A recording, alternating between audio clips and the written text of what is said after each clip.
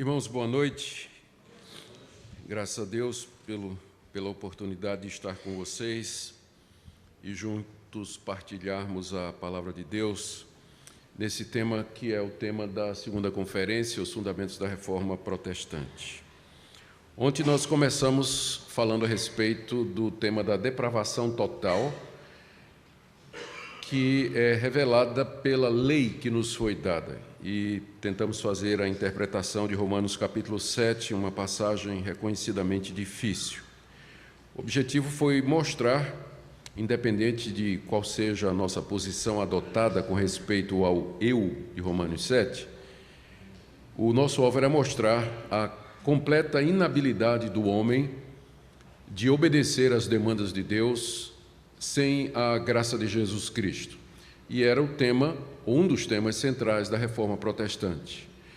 Exatamente porque os autores da Reforma, aqueles que foram levantados por Deus para levá-la avante, descobriram que a justificação é pela fé, essa conclusão lhe chegou a partir da consciência da total depravação e pecaminosidade da raça, exigindo uma justiça que fosse fora de nós, que viesse a nós.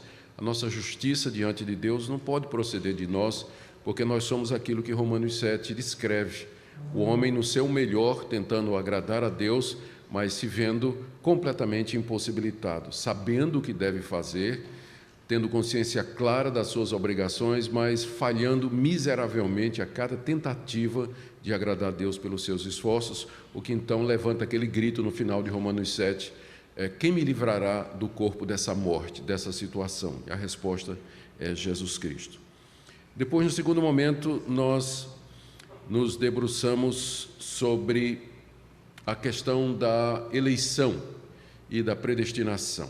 E fizemos isso a partir de Efésios capítulo 1. Esse tema foi também um tema predominante nos escritos dos reformadores, que queriam atribuir a Deus toda a glória no que diz respeito à salvação do homem. Na visão deles, a salvação do começo ao fim é uma obra de Deus, por isso só lhe deu glória. A glória sempre deve ser atribuída a Ele, porque dele que procede a nossa redenção.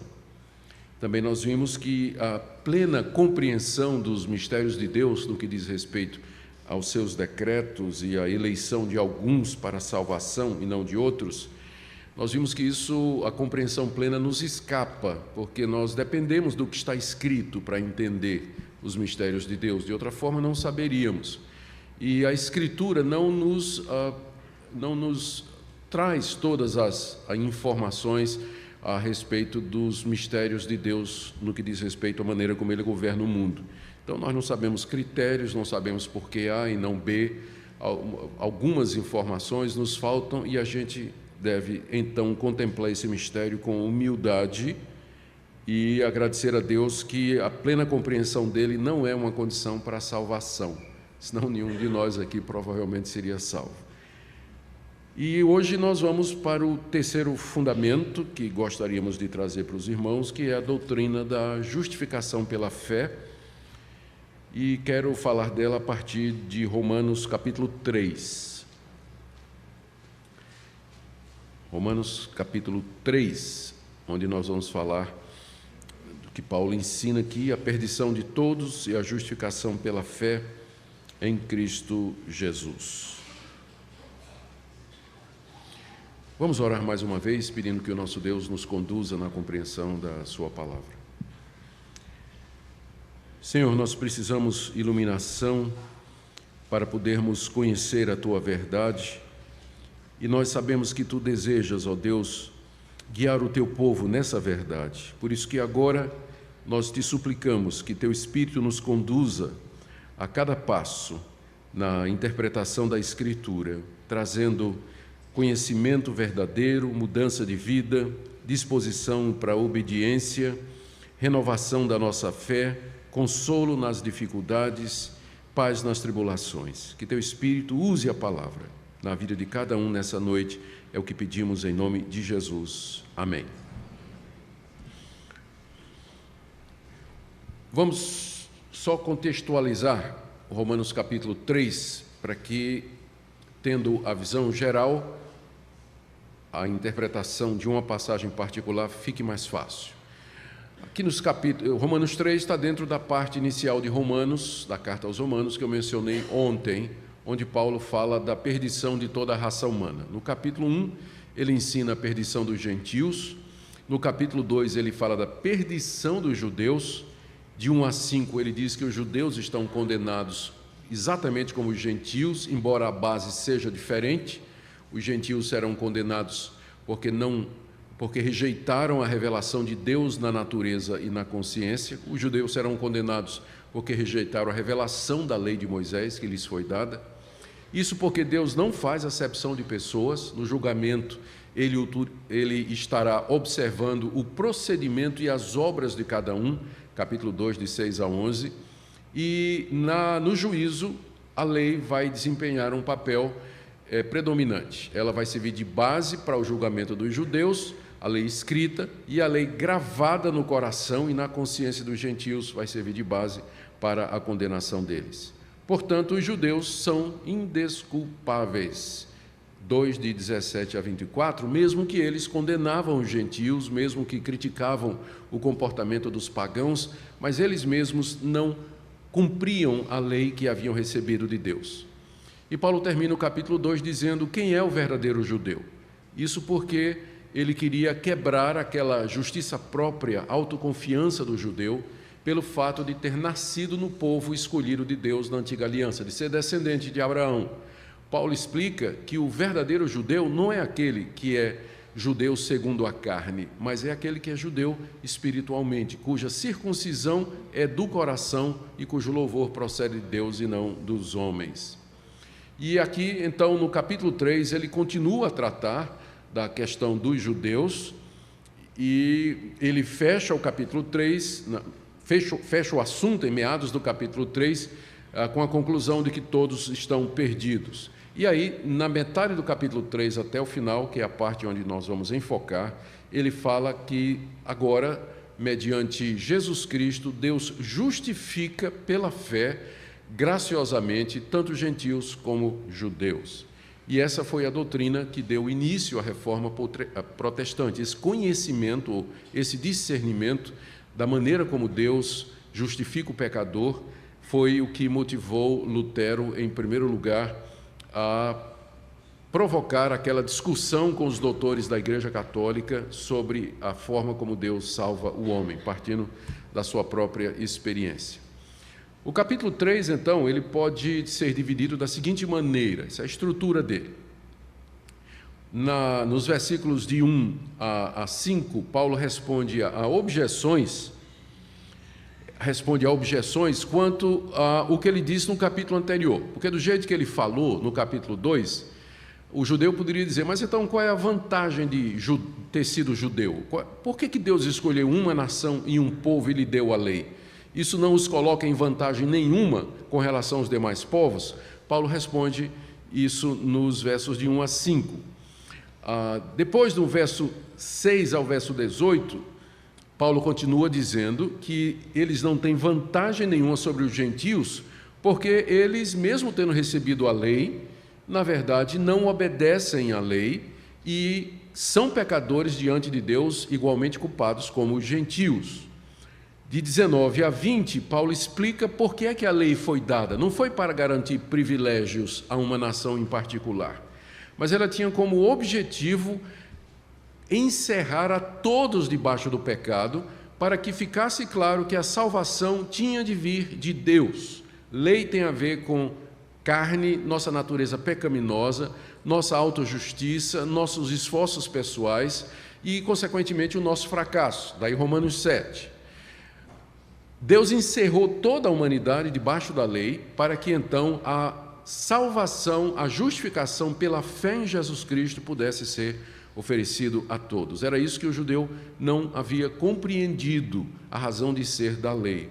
Paulo explica nos versos 19 e 20.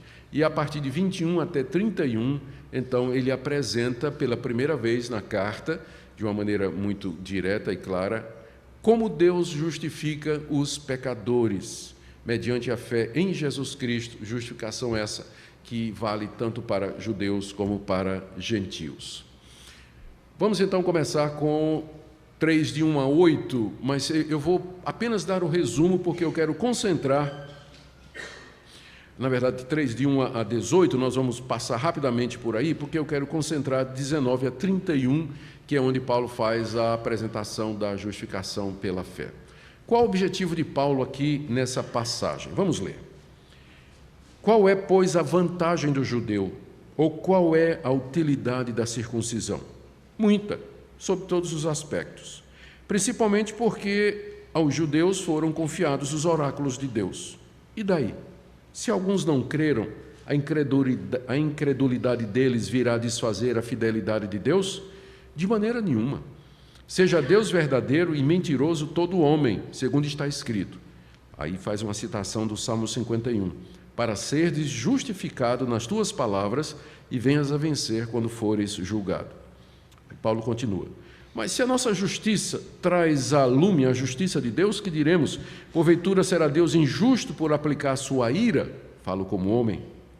Certo que não. Do contrário, como julgará Deus o mundo? E se por causa da minha mentira fica em relevo a verdade de Deus para a sua glória, por que sou eu ainda condenado como pecador? E por que não dizemos, como alguns caluniosamente afirmam, que o fazemos, pratiquemos males para que venham bens? A condenação desses é justa. Aqui nessa parte, Paulo mostra que há uma vantagem para o judeu, que é ter recebido a palavra de Deus.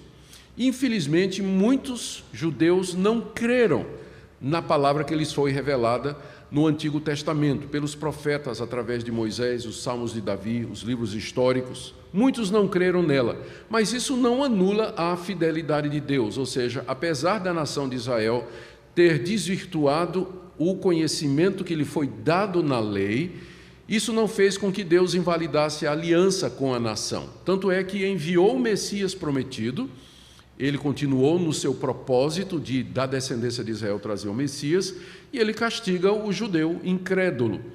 E assim ele haverá de julgar os judeus da mesma forma que os gentios que receberam a revelação natural e o rejeitaram. Na parte seguinte, Paulo fecha o argumento de que toda a humanidade está debaixo do pecado, de 9 a 18, que se conclui: temos nós qualquer vantagem? Não, de forma nenhuma, pois já temos demonstrado que todos, tanto judeus como gregos, estão debaixo do pecado. Esse é o resumo do que Paulo começou a ensinar do capítulo 1 até agora. Ou seja, ele diz: já demonstrei, se refere ao que ele fez antes, que tanto os judeus como os gregos, que são os gentios, o termo grego ele era usado, embora propriamente se referisse somente aos moradores da Hélade, não é? ou da Grécia, mas ele passou depois a ser um termo, ele é usado às vezes no Novo Testamento para se referir a todos os povos não judeus do Império Romano. Então, já demonstrei que tanto os judeus como os demais povos estão debaixo do pecado, todos, sem exceção.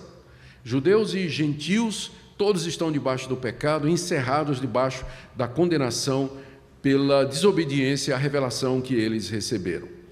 E Paulo prova isso, citando agora, encadeia 7 passagens do Antigo Testamento, onde há o mesmo tema, ou seja, a pecaminosidade geral da raça humana, onde ele mostra com clareza que todos os humanos são pecadores e não há sequer um justo diante deles. São 7 passagens tiradas dos Salmos, tiradas da lei. Olha o que ele diz: como está escrito, não há justo, não há justo nenhum sequer, não há quem entenda, não há quem busque a Deus.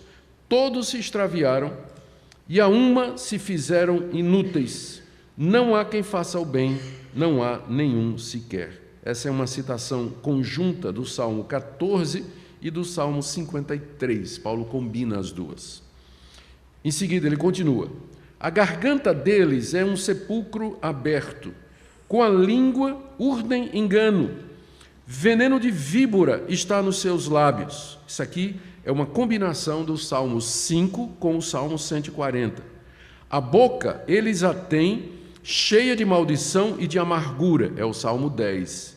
São os seus pés velozes para derramar sangue, nos seus caminhos a destruição e miséria, não conheceram o caminho da paz. Aqui ele está citando Isaías 59.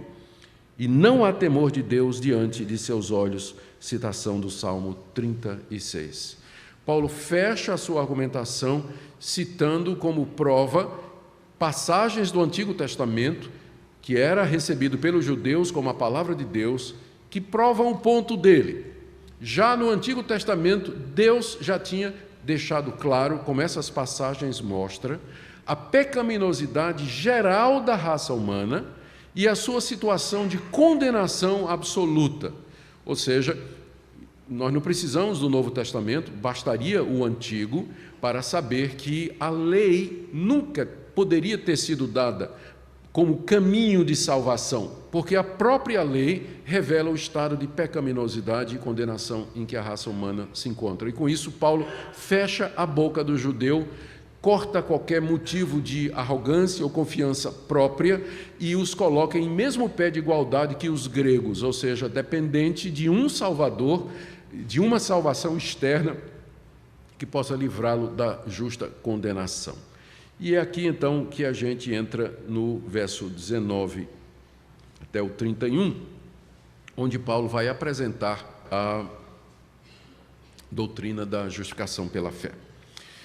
Aqui, de 19 a 20, ele explica por que é que a lei foi dada. Ora, sabemos que tudo o que a lei diz, aos que vivem na lei o diz, para que se cale toda a boca e todo mundo seja culpável perante Deus, visto que ninguém será justificado diante dele por obras da lei, em razão de que pela lei veio um pleno conhecimento do pecado. Era preciso que a essa altura Paulo explicasse com muita clareza por que Deus então deu a lei, por que Deus mandou Moisés como legislador, se encontrou com ele no alto do monte Sinai, durante 40 dias, lhe passou escrito pelo seu próprio dedo, tábuas onde sua santidade e vontade estavam reveladas ou revelados, e além disso, então, uma série de regulamentos e normas como a circuncisão, as festas que eram para ser observadas, a dieta religiosa. Qual a razão de ser de tudo aquilo ali? Está na hora de Paulo responder isso aí. A primeira resposta dele é, no verso 19, que a lei foi dada para calar a boca de todo mundo. Sabemos que tudo o que a lei diz, aos que vivem na lei o diz, para que se cale toda a boca. A primeira razão pela qual Deus deu a lei foi para calar você e a mim, do tipo assim, não, eu mereço alguma coisa, ou eu tenho direito a alguma coisa, ou Deus não pode me tratar assim, ou isso não é justo. A lei cala a boca de todo mundo, ela corta qualquer pretensão à justiça própria que porventura haja no nosso coração. Quando eu estava evangelizando no interior de Pernambuco, no início do meu ministério, eu evangelizava uma cidade chamada Gamileira, que ela vivia em função da usina Cucaú, uma grande usina de açúcar e álcool, e que tinha muitos moradores pobres que trabalhavam no plantio da cana. E tinha uma igreja lá e eu fui trabalhar naquela igreja, revitalizar aquela igreja. E eu ia de porta em porta e distribuindo o Evangelho, distribuindo Bíblia. De vez em quando alguém deixava eu entrar para fazer o trabalho de evangelização. Eu começava sempre o trabalho de evangelização perguntando à pessoa se ela tinha consciência de que ela é pecadora diante de Deus. Invariavelmente a resposta era: não, eu sei que sou pecador, não é? E eu disse: então você sabe que você merece a condenação? A pessoa disse: olha, eu sou pecador, mas tem gente pior do que eu, né? Tem gente, eu não sou tão ruim assim. O meu vizinho, por exemplo, se o senhor conhecesse meu vizinho, bate na mulher, xinga, chega bêbado em casa, né? Então, sempre, mesmo que eu entrava em casas de pessoas muito pobres, sempre esse espírito de autojustiça se manifestava quando começávamos a falar a respeito de como a pessoa se via com relação a Deus. Invariavelmente, meu método em seguida era dizer: posso ler com você os 10 mandamentos? e interpretá-los como Jesus disse, tipo assim, onde diz não adulterarás, entender que aquela lei se aplica não somente ao exterior, mas também ao meu coração. Vamos ler os 10 mandamentos para ver qual é o seu verdadeiro estado diante de Deus, e o senhor vai vendo aí o que é que o senhor quebrou. Quando chegava no 5º, 6º mandamento, o semblante da pessoa já tinha caído e ela já... A lei foi dada para calar a boca de todo mundo. Ou seja, para dizer, você é um pecador, você não tem direito algum diante de Deus, você não pode questionar a ação de Deus, você não pode reclamar dele absolutamente nada. Por isso eu tenho muito cuidado, né? Eu digo aos irmãos, tenham cuidado quando você cantar aquelas músicas e diz assim, devolve, me dá de volta o que é meu, né? Não faz isso. Porque se Deus for dar o que é teu, é inferno. Né? Se Deus for dar o que é teu, é inferno. Então, cuidado quando você fizer essas coisas e cantar algumas músicas, olha o que é que você está pedindo. A lei foi dada para calar a nossa boca, para que nós vejamos que nós não podemos exigir absolutamente nada de Deus e para cortar qualquer pretensão nossa a mérito. Não há mérito, não há. Deus nunca vai nos tratar com base em mérito, porque não há nenhum. E a lei foi dada exatamente para isso. O segundo propósito da lei, Paulo diz, é tornar todo mundo culpável diante de Deus. É o final do verso 19. Para que todo mundo seja culpável diante de Deus. Embora Deus não precise disso, mas sendo Ele justo, quando Ele for condenar, quando Ele for dar a cada um de acordo com o seu merecimento, leia-se condenação, Ele quer que fique claro a base em que Ele vai fazer isso, para que não se diga que Ele é injusto.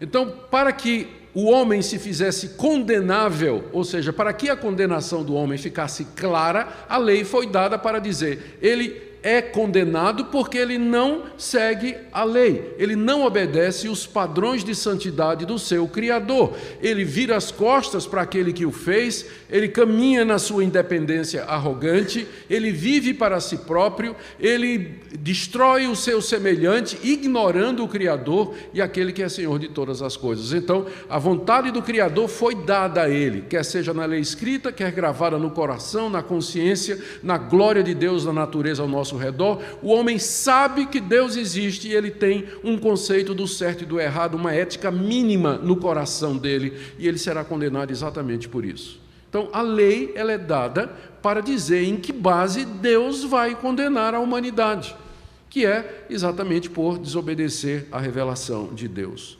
Terceiro ponto que está ligado a isso, início do verso 20, quando Paulo diz, visto que ninguém será justificado diante dele por obras da lei, é a conclusão óbvia, em razão de que pela lei vem o pleno conhecimento do pecado.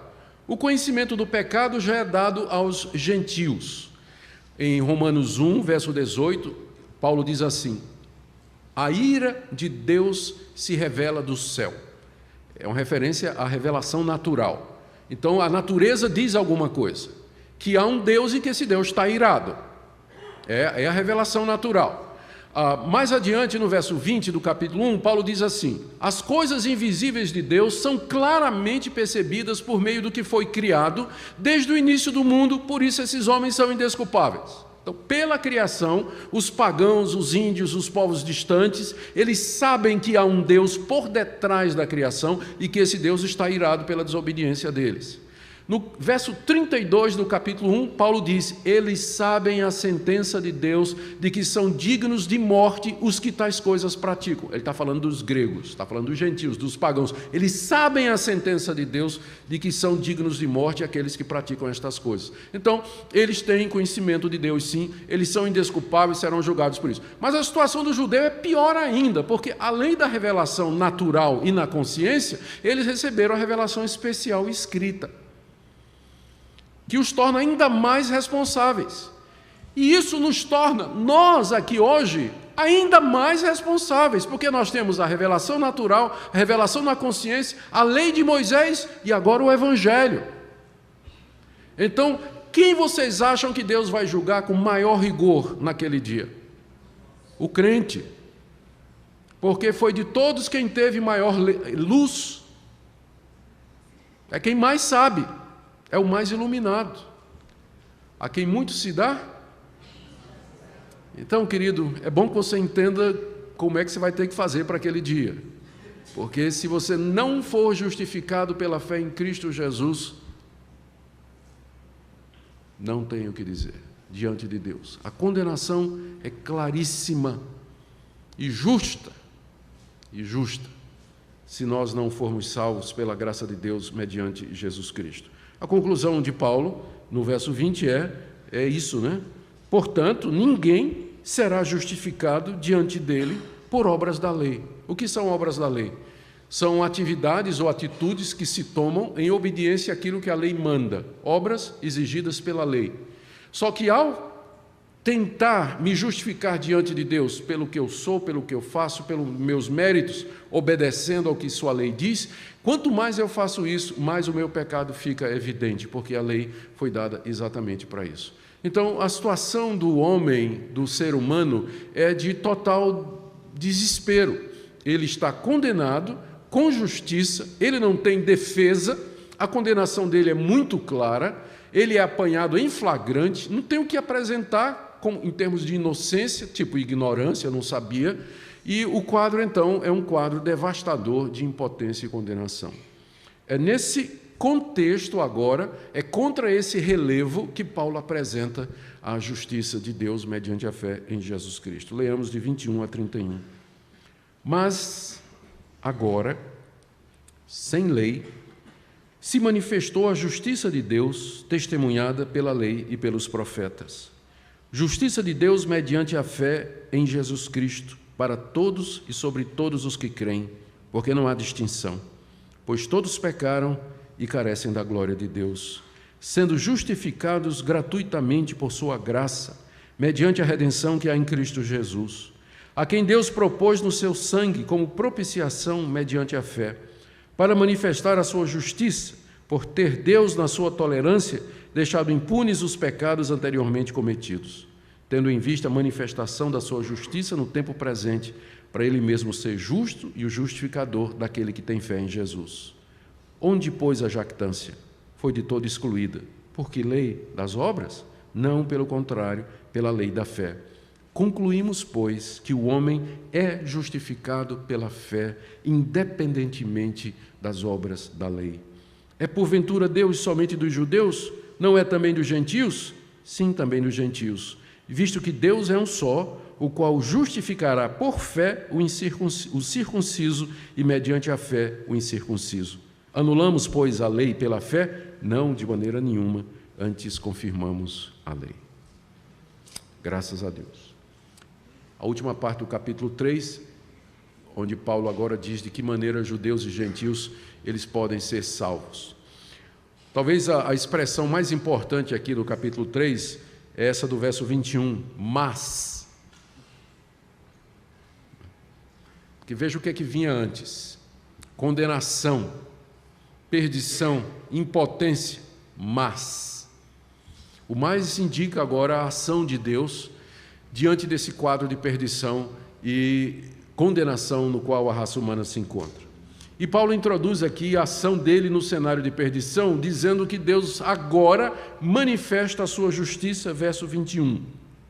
A justiça aqui não é o atributo de Deus, que Deus é justo, mas a maneira como ele justifica o pecador, a justiça que ele imputa ao pecador, que ele atribui ao pecador, perdoando-o, tornando-o justo e, portanto, livrando da condenação que ele merece pelos seus pecados. Então, como é que Deus faz isso? Paulo diz que agora essa justiça ficou manifesta. Não é que ela não havia antes, ela estava presente na lei de Moisés, mas agora ela ficou clara com a vinda de Cristo Jesus.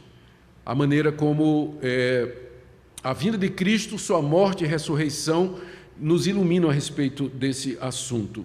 Ele diz que essa justiça de Deus, ela se manifesta de duas maneiras. Veja no verso 21. Primeiro, sem lei, ou seja, a maneira pela qual Deus me perdoa em Cristo Jesus ela é apresentada no palco da história sem lei, ou seja, ela não é mediante a lei, ela não exige lei, exigência. Quando ele diz que Deus me justifica sem lei, ele está dizendo, Deus me justifica sem qualquer exigência da parte dele com relação a mim. Ele não está exigindo de mim nada, absolutamente nada, é sem lei, não tem uma exigência, não tem um contrato, uma contrapartida, uma condição, não tem nada, é sem lei que Deus manifestou a sua justiça, ou seja, sem obrigação ou condições nenhuma da parte do homem. Mas essa justiça de Deus, verso 21, ela é testemunhada pela lei e pelos profetas. Ou seja, a mesma lei que me condena era a mesma lei que no Antigo Testamento testemunhava que Deus haveria de me perdoar e me aceitar mediante o Messias. E onde é que a lei e os profetas falam disso? Profetas, Isaías 53, ele foi moído pelas nossas transgressões. A paz que está sobre nós é resultado das machucaduras que ele levou. Ele foi ferido por nossa causa. O capítulo 53 de Isaías é como se Isaías estivesse ao pé da cruz, né? Anotando ali a agonia do Messias em favor do seu povo. Os Salmos, Paulo vai explorar isso no capítulo 4, que falam como Deus justifica livremente o homem. O Salmo 32, bem-aventurado aquele a quem o Senhor não imputa maldade, em cujo espírito não há dolo, não é? Porque Deus não imputa, não atribui. Então, os sacrifícios, onde o judeu culpado podia apresentar um animal em lugar da sua alma, cujo sangue era derramado, e Deus o perdoava livremente com base naquele sacrifício, a lei e os profetas testemunharam isso que agora estava acontecendo no palco da história. Mas agora, sem lei, Deus manifestou a sua justiça em Cristo Jesus, testemunhada pela lei e pelos profetas. O que Paulo está dizendo é que isso que ele está ensinando não é novidade, não é nada novo, mas é aquilo que o Antigo Testamento já dizia, só que agora chegou o tempo em que aquilo que foi dito de maneira obscura, por assim dizer, simbólica, típica, agora se concretiza de maneira absolutamente clara. É assim que a justiça de Deus se manifestou. Em que consiste essa justiça? 22 a 25. Ele diz no verso 22, a justiça de Deus é mediante a fé em Jesus Cristo. Aqui ele explica de que maneira, então, o homem pode ser justo.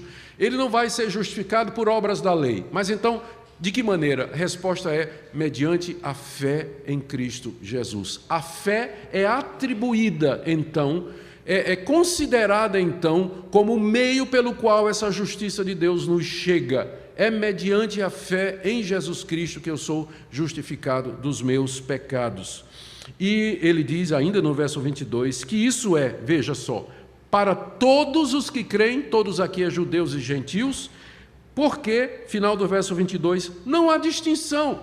Dessa perspectiva não tem diferença entre gentio e judeu. Verso 23, porque todos, judeus e gentios, pecaram e carecem da glória de Deus. Os gentios carecem da glória de Deus, os judeus carecem da glória de Deus, todos eles pecaram, estão destituídos dessa glória, então Deus agora apresenta um caminho de justificação pela fé em Jesus Cristo, que tanto o gentio pode obter, quanto também o judeu pode receber, porque é pela fé em Cristo Jesus e não por obras da lei.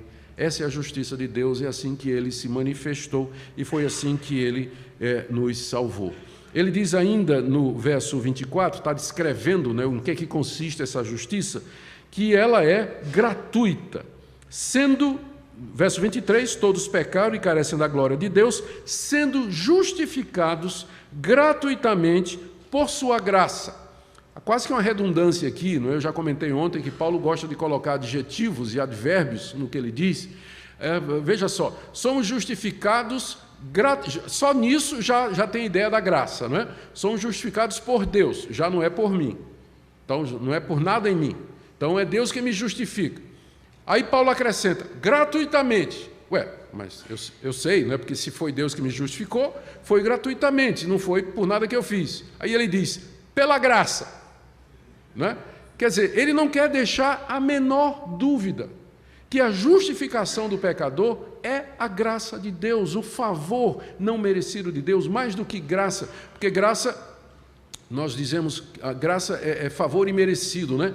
Misericórdia é quando Deus dá o que nós não merecemos, quando Ele trata alguém de uma maneira que a pessoa não merece, Ele dá o reverso. Então não é só graça, mas misericórdia, que Deus tomou pecadores de entre os gentios e judeus e os justificou sem lei, sem demanda, sem requerimento, sem condição, mediante a fé em Cristo Jesus. Aqui nós estamos diante do coração do Evangelho, e não é à toa que essa doutrina foi a doutrina que virou a cabeça de Martinho Lutero. Ele finalmente entendeu, quando se depara nos seus estudos de Romanos, com Romanos 1, 16, 17, entra em Romanos capítulo 3, finalmente ele entende de que forma a pessoa é justificada em Cristo Jesus. De 24 a 25, Paulo fala a base em que Deus pode justificar o pecador, porque a essa altura se levanta uma questão.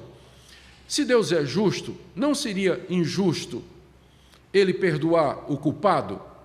Imagina, por exemplo, nós ficamos indignados quando a gente vê alguém, um juiz, não é, um ministro, tomar uma decisão de inocentar alguém que é culpado. Nós queremos que a justiça seja feita. Há um clamor por justiça no nosso coração. Ora, Deus é justo. Como é que Ele pode perdoar pecadores? Como é que Ele pode inocentar culpados? Em que base Ele vai justificar o injusto? E é o que Paulo trata aqui no final do verso 24. No verso 24 ele diz, sendo justificados gratuitamente por sua graça, e aí ele vai dizer como é que vem essa justificação, mediante a redenção que há em Cristo Jesus. Então a base da justificação é a obra vicária de Cristo na cruz do Calvário. É ali que nós temos a redenção, redimidos, resgatados do poder do pecado e da condenação para receber essa justificação. Olha a explicação do verso 25. Jesus Cristo, a quem Deus propôs, veja só, né? Deus, o verbo propor aqui é um verbo que significa literalmente horizontar. É você colocar alguma coisa no horizonte de maneira que fique bem visível, não é? Então, a quem Deus propôs, como quem destaca assim, levanta e coloca diante dos olhos de todos, não é, para que todos possam ver. A quem Deus propôs no seu sangue como propiciação mediante a fé. A chave para a gente entender isso aqui é o termo propiciação. Propiciação é o termo que Paulo usa aqui para se referir ao caforete, que era a tampa da arca da aliança, que ficava lá dentro do tabernáculo e depois do templo. Vocês lembram que Deus mandou Moisés elaborar uma arca, segundo certa medida, com uma madeira especial, coberta de ouro, e colocar uma tampa com 2 querubins, um voltado para o outro, com as asas se tocando no meio, e que essa arca, onde estava a lei, as tábuas da lei, escritas com o dedo de Deus, e essa arca estava lá no Santo dos Santos, onde o sacerdote entrava uma vez por ano, e onde ele derramava o sangue do cordeiro no Yom Kippur, que é o dia da expiação. O nome, sabe como é o nome da tampa da arca? Propiciatório. A tampa da arca é o caforete, que foi traduzido como hilasterion em grego, que significa exatamente isso, a tampa da arca, ali onde o sacerdote fazia propiciação. Uma vez por ano, o sacerdote entrava ali no Santo dos Santos, derramava aquele sangue do animal que havia sido sacrificado do lado de fora, e o sangue cobria a tampa da arca, como que protegendo o israelita da lei que estava lá dentro que o condenava. O propiciatório, o tampa-pecados, por assim dizer. É o mesmo termo que Paulo usa aqui para Jesus. Deus o propôs como propiciatório. Então, agora nós sabemos, porque Paulo explicou, que aquela tampa onde o sangue era derramado e que cobria a lei, como que tapava a lei, evitando que ela atingisse o israelita, era uma figura de Cristo. Cristo, nosso propiciatório. Nele, pelo seu sangue, a lei é coberta. A lei é coberta. As suas demandas são atendidas. A justiça de Deus é completa. E agora, com base no sangue de Cristo, Deus pode justificar pecadores, como ele diz agora no verso 25. Veja, a quem Deus propôs no seu sangue como propiciação mediante a fé, sempre, isso vai valer para quem crê, aqui o propósito, para manifestar a sua justiça, por ter Deus, na sua tolerância, deixado impunes os pecados anteriormente cometidos, tendo em vista a manifestação da sua justiça no tempo presente, para ele mesmo ser justo e o justificador daquele que tem fé em Jesus Cristo. Paulo explica o motivo pelo qual Deus agiu dessa forma, oferecendo justificação com base na propiciação de Cristo, prefigurada no Antigo Testamento e que agora se revelou. Ele diz que ele fez isso para manifestar sua justiça, por ter Deus, na sua tolerância, deixado impunes os pecados anteriormente cometidos. Não é que Deus deixou de castigar os pecados. Deus nunca deixou de castigar pecado nenhum. Ou o pecado é pago pelo pecador, ou ele é pago na cruz por Jesus Cristo, mas alguém paga. Não tem free lunch, né? Não tem almoço grátis. Todo pecado é castigado por Deus, ou no pecador, ou no seu substituto, que é Jesus Cristo. Né? Ou no seu substituto, que é Jesus Cristo. Mas o que é que significa essa passagem aqui? Significa que, quando ele diz que Deus deixou impunes os pecados anteriormente cometidos, é que Deus não levou em conta os pecados cometidos pela humanidade e pela nação de Israel, e ele não levou isso em conta no sentido de dizer assim, eu desisto dessa raça. Essa raça é irreformável. Essa raça... Né? Teve uma vez lá no livro de Gênesis que ele fez isso, né? Eu me arrependo de ter criado o homem, e mandou o dilúvio, né? Mas só que isso não aconteceu. Mas é claro que eu agora criei um problema, né? Porque eu falei que Deus se arrependeu, mas na parte de perguntas e respostas a gente explica isso aí, não é? Mas o que eu quero dizer é que aquilo que aconteceu no dilúvio, Deus não repetiu depois, porque a humanidade continuou a pecar pior do que tinha feito na época do dilúvio. Só que Deus, apesar disso, ele mandou a redenção. É nesse sentido que ele deixou impunes os pecados anteriormente cometidos. Ele não deixou que a desobediência e a rebelião da humanidade impedisse o seu propósito de ter para si um povo santo, e ele manda o Messias como propiciação para a redenção daqueles que têm fé em Jesus Cristo. No verso 26, tendo em vista a manifestação da sua justiça no tempo presente, para ele mesmo ser justo e justificador daquele que tem fé em Jesus. Então está explicado como é que Deus pode ser justo e ao mesmo tempo justificar o pecador que tem fé em Jesus Cristo. Como é que ele pode fazer isso? A resposta é a propiciação, o pagamento que foi efetuado com o sangue de Cristo pela nossa dívida, pela nossa condenação. Cristo pagou a minha dívida completamente. Por isso ele encravou a lei na cruz, o libelo, a acusação contra mim foi cravada na cruz juntamente com os pregos nas suas mãos. Paulo diz isso em Colossenses 2. E por isso Deus agora pode me atribuir justiça, ele pode me tratar como justo. E Paulo vai gritar agora no capítulo 5, né? Portanto, não há mais nenhuma condenação para aqueles que estão em Cristo Jesus. Aliás, no capítulo 8. No capítulo 5 ele diz, justificados, pois, pela fé, temos paz com Deus por meio de Jesus Cristo, nosso Senhor. Então, é nessa base que Deus justifica o pecador. Então, quais são as consequências disso aí? Ele menciona 4. Primeiro, exclui a jactância. Verso 27. Onde está a jactância? Jactância é a glória humana. Você se vangloriar de alguma coisa que você fez. Onde está, pois, a jactância? Foi de todo excluída. Um crente jactancioso é uma contradição em termos. Ou ele é crente, ou ele é jactancioso. Mas ele não pode ser as duas coisas ao mesmo tempo. Porque quem já percebeu que é pecador e que foi salvo pela graça, ele não se jactancia de nada. O que é que você tem que você não recebeu? Foi pela graça, pela misericórdia de Deus, não é por mérito. Isso deveria fazer um impacto nas nossas relações com os nossos irmãos também. Pessoas que foram perdoados pela graça deveriam ter compaixão de outros pecadores, em vez de serem juízes, julgadores, condenadores e críticos o tempo todo, como se eles tivessem alguma justiça. A nossa justiça provém de Deus pela fé em Cristo Jesus, é pela graça. A jactância está excluída. Ninguém pode se gloriar de ser alguma coisa no reino de Deus. A comunidade, ou o grupo humano, onde a humildade deveria predominar mais, era exatamente a igreja, porque ela é composta de pecadores justificados gratuitamente pela graça. Por isso, não deveria haver jactância. Foi excluída. Por que lei das obras? Não, porque se a salvação fosse pelas obras, ela provocaria jactância. Eu chegaria lá no céu batendo do peito e dizendo, eu estou aqui porque eu cumpri a lei de Deus. Mas o Evangelho exclui essa possibilidade. Segunda conclusão de Paulo, verso 28.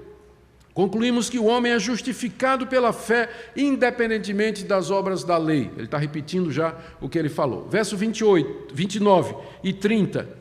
A inclusão dos gentios. É porventura Deus somente dos judeus? Não é também dos gentios? Sim, também dos gentios, visto que Deus é um só, o qual justificará por fé o circunciso e mediante a fé o incircunciso. Ou seja, aqui não tem diferença, judeus e gentios, eles são justificados mediante a fé em Cristo Jesus. Aqui é importante, aqui tem uma aplicação importante para aqueles que acham que Deus tem dois planos de salvação, dois métodos de salvação, um para o judeu e outro para o gentio.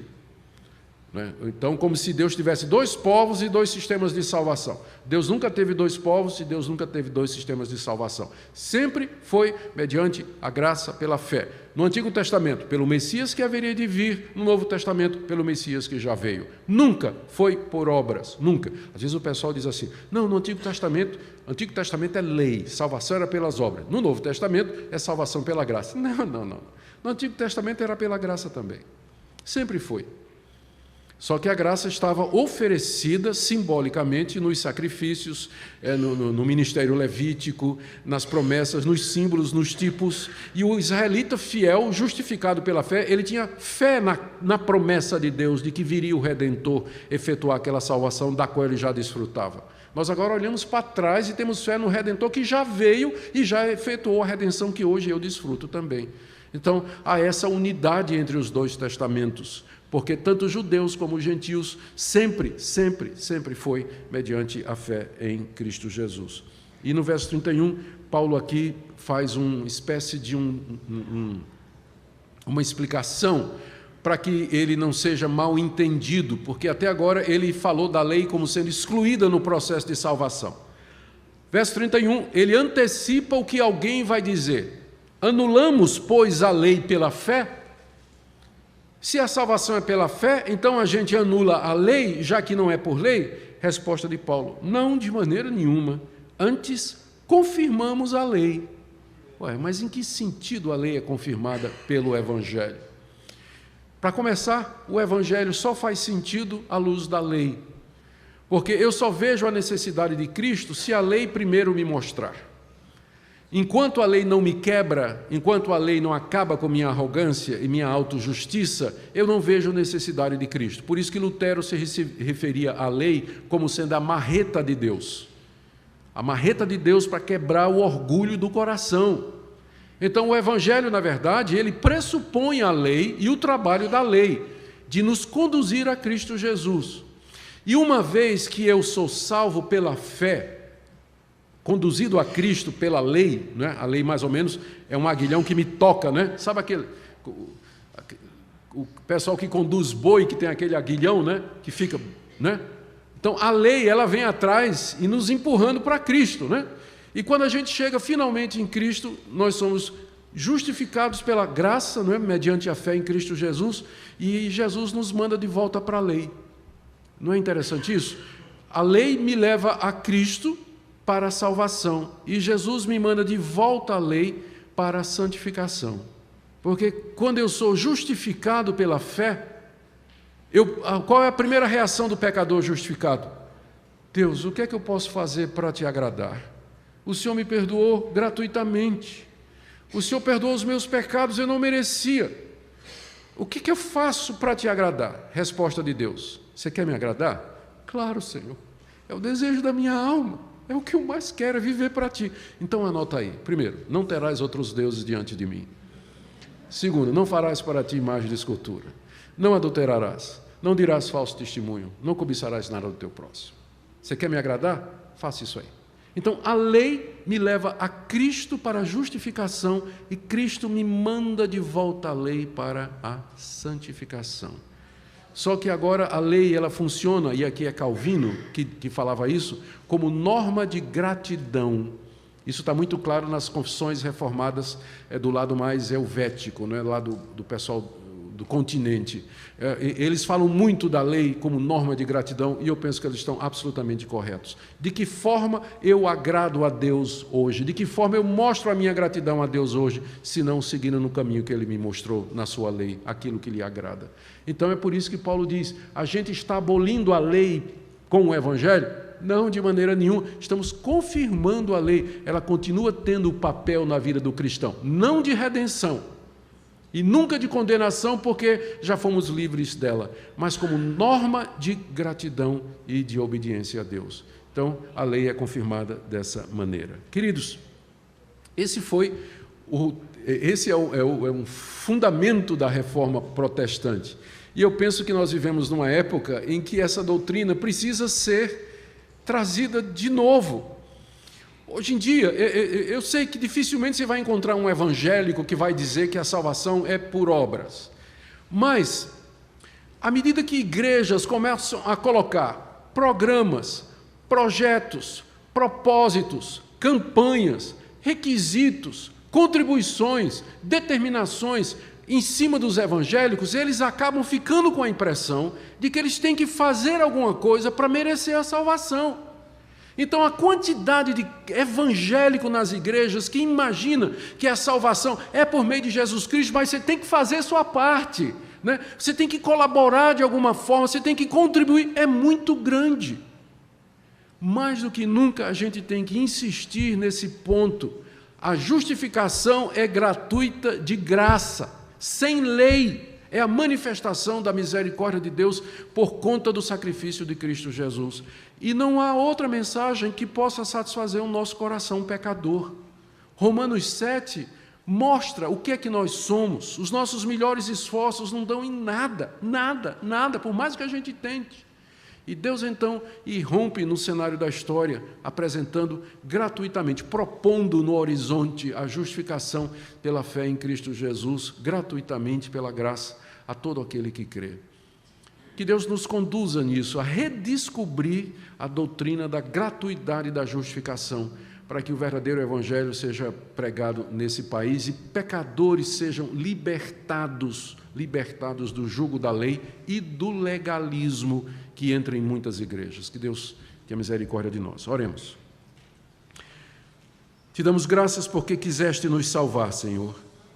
Não merecíamos, não tinhas a obrigação, mas gratuitamente, pelo teu grande amor para conosco, tu enviaste o teu Filho como propiciação pelos nossos pecados, de maneira que podemos ser justificados plenamente, sem lei, diante de ti.